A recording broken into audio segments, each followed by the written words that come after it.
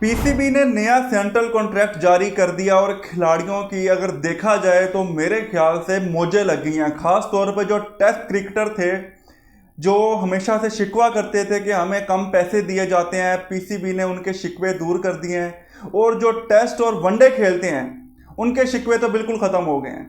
उनकी जो तनख्वाहों में इजाफा किया गया है, आप सुन के हैरान रह जाएंगे। शायद आपने वो पोस्ट देख भी ली हो कि कितना कितना इजाफा किया गया। आज मैं आपको उसकी एक मुकम्मल तफसील बताऊंगा और हकीकत बताऊंगा कि ये नौबत क्यों आई और क्यों खिलाड़ियों की तनख्वाहों में इतना इजाफा किया गया। सबसे पहले हम आते हैं सेंट्रल कॉन्ट्रैक्ट पे।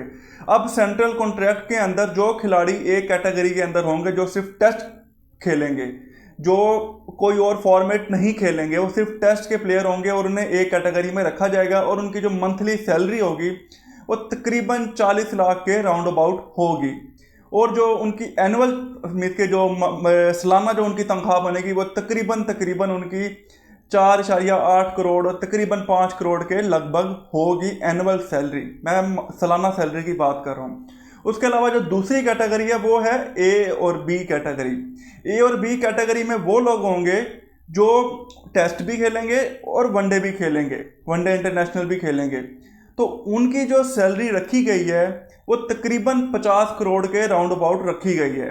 और उनकी जो सालाना सैलरी बनेगी पर प्लेयर वो बनेगी तकरीबन 6 करोड़ रुपए।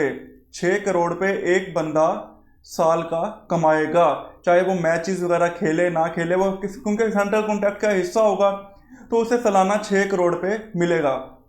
उसके अलावा जो T20 के प्लेयर होंगे, जो वनडे या T20 खेलेंगे, उनकी तनख्वाहों में थोड़ी सी कमी की गई है। वो किस तरह से?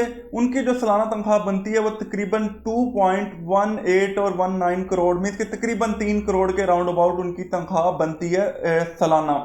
तो अगर हम उसको डिवाइड कर देते हैं माहाना सैलरी के ऊपर तो तकरीबन उनकी 18-20 लाख रुपए या 22 लाख रुपए तनख्वाह बनती है सालाना।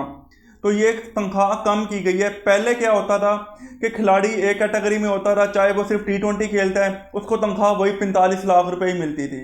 लेकिन अब पीसीबी ने ये सिनेरियो चेंज कर दिया है। उसके अलावा एक और कैटेगरी अनाउंस की गई है जिसके अंदर खिलाड़ी T20 और लीग क्रिकेट खेलेंगे। वो ना वनडे का हिस्सा होंगे ना वो टेस्ट टीम का हिस्सा होंगे, वो सिर्फ वनडे T20 खेलेंगे और लीग्स के लिए उन्हें एनओसी जारी किए जाएंगे। उनकी तनख्वाह रखी गई है तकरीबन 1.5 करोड़ के राउंड अबाउट सालाना तनख्वाह की मैं बात कर रहा हूँ और मंथली सैलरी उनकी तकरीबन बनेगी कोई 12-13 लाख रुपए बनेगी। तो ये क्राइटेरिया पीसीबी ने अनाउंस किया है। इसमें उन खिलाड़ियों को नुकसान हो रहा है जो खिलाड़ी सिर्फ T20 का हिस्सा होते थे या सेंट्रल कॉन्ट्रैक्ट में उन्हें एक कैटेगरी मिल जाती रही, लेकिन पूरा साल इंजरी का बहाना बना के और क्या है कि हम जी टेस्ट नहीं खेल सकते, हम फिट नहीं हैं, तो वो सिर्फ T20 खेल के तनख्वाह वो वही लेते रहे 45-45 लाख।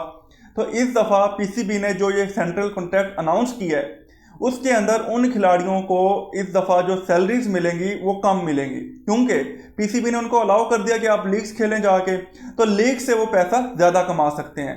तो ये देखा जाए तो एक तरफ से अच्छा भी है और एक तरफ से पीसीबी का सही फैसला भी है। और टेस्ट क्रिकेट को एक अच्छा मुकाम देने के लिए और टेस्ट क्रिकेटर जिनका शिकवा होता था कि हमें कम पैसे दिए जाते हैं, उनके शिकवों को दूर कर दिया गया है। उसके अलावा मैं अगर मैच फीस की बात करूं तो जो एक टेस्ट मैच की फीस होगी वो होगी 15 लाख रुपए, जो एक मैच खेलने वाले खिलाड़ी को दी जाएगी। उसके अलावा जो वनडे मैच की फीस होगी वो होगी 7.5 लाख रुपए। पर वनडे मैच की जो फीस होगी वो 7.5 लाख होगी। और जो T20 मैच खेलने की जो फीस होगी वो 5 लाख रुपए होगी। तो ये यहाँ पे पीसीबी ने T20 को अच्छा मार्जिन दिया। T20 का एक मैच खेलने पे आपको 5 लाख रुपए मिलेगा। तो पीसीबी के कुछ अच्छे फैसले हैं। और किसी तरफ से अगर देखा जाए दूसरी तरफ से तो पीसीबी ने उन खिलाड़ियों की छुट्टी करा दी है जो सिर्फ T20 खेलते थे पूरा साल इंजरी का बहाना बना के, और वो पैसे लेते थे 45 से 50 लाख जो टेस्ट क्रिकेटर को दिए जाते हैं।